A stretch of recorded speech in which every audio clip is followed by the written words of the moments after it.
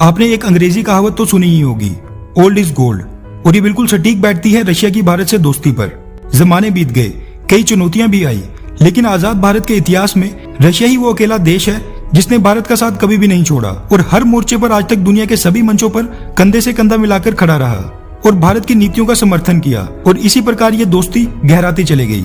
Russia के राष्ट्रपति Vladimir Putin लगभग 20 सालों से सत्ता पर काबिज हैं, लेकिन वो आज तक कभी भी पाकिस्तान के दौरे पर नहीं गए, जबकि इतने सालों में वो कई बार भारत आ चुके हैं। वैसे पुतिन ही नहीं, रशिया का कोई भी राष्ट्रपति आज तक पाकिस्तान नहीं गया। भारत रशिया के मजबूत संबंधों की शुरुआत इतिहास में तब से शुरू हो जाती है जब पाकिस्तान अमेरिकी खेमे में था और भारत का झुकाव सोवियत संघ की तरफ ज्यादा था। 1971 की जंग में जब भारत ने बांग्लादेश को आजाद करवाया था, उस समय भी अमेरिका ने अपनी नेवी की 7वीं फ्लीट भारत पर आक्रमण करने के लिए रवाना कर दी थी। उस समय भी सोवियत संघ ने अपने क्रूजर्स, डिस्ट्रॉयर्स और एंटी शिप्स मिसाइल से लैस न्यूक्लियर सबमरीन्स को अमेरिका के खिलाफ तैनात कर दिया था, जिसके बाद अमेरिका मजबूरन पीछे हट गया था और उसने अपनी 7वीं फ्लीट को वापस बुला दिया था। इस घटना ने भारत और सोवियत संघ को और भी ज्यादा करीब कर दिया था और पाकिस्तान से दूरियां और भी बढ़ गई थी।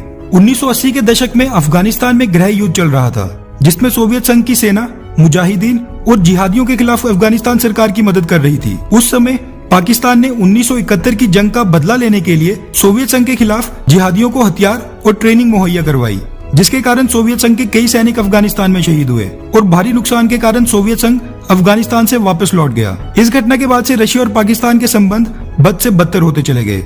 एक्सपर्ट्स की माने तो व्लादिमीर पुतिन के पाकिस्तान ना जाने का सबसे बड़ा कारण है भारत से दोस्ती। उन्हें पता है कि पाकिस्तान भारत का सबसे बड़ा दुश्मन है, जबकि भारत अपनी रक्षा जरूरतों का लगभग 70% सामान रशिया से आयात करता है। इसीलिए वो पाकिस्तान जाकर भारत को नाराज नहीं करना चाहते।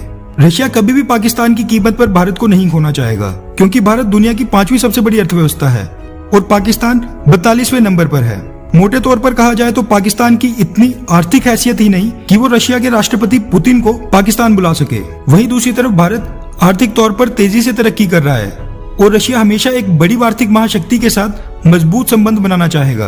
अमेरिकी प्रतिबंधों और कोरोना संकट के कारण रशिया की अर्थव्यवस्था बहुत ही नाजुक दौर से गुजर रही है और ऐसे में रशिया को निवेश की भारी जरूरत है, जो उसे पाकिस्तान से तो किसी भी हालत में नहीं मिलेगी, क्योंकि जो देश खुद नया कर्ज लेकर पुराने कर्ज की किस्तें चुका रहा हो, वो कैसे रशिया की मदद करेगा। 1998 में जब भारत ने परमाणु परीक्षण किया था, तब भी दुनिया के कई देश भारत पर प्रतिबंध लगाने की बात कर रहे थे और तब भी रशिया एक अकेला देश था जिसने भारत का साथ दिया था। यही नहीं, रशिया ने इतिहास में आजादी के बाद भारत में कई steel plants, dams, nuclear thermal plants, research centres और इंडस्ट्रीज की स्थापना करने में भारत की मदद की थी, जिसका फायदा आज भारत को मिल रहा है। इसी के साथ रशिया ने भारत के स्पेस प्रोग्राम में भी मदद की थी। वहीं रक्षा के क्षेत्र में ब्रह्मोस में रशिया का योगदान तो सबको पता ही है। इतिहास में रशिया ने भारत की कई प्रकार से मदद की है और भारत को आज इस पायदान पर पहुंचाने में अपना योगदान दिया है।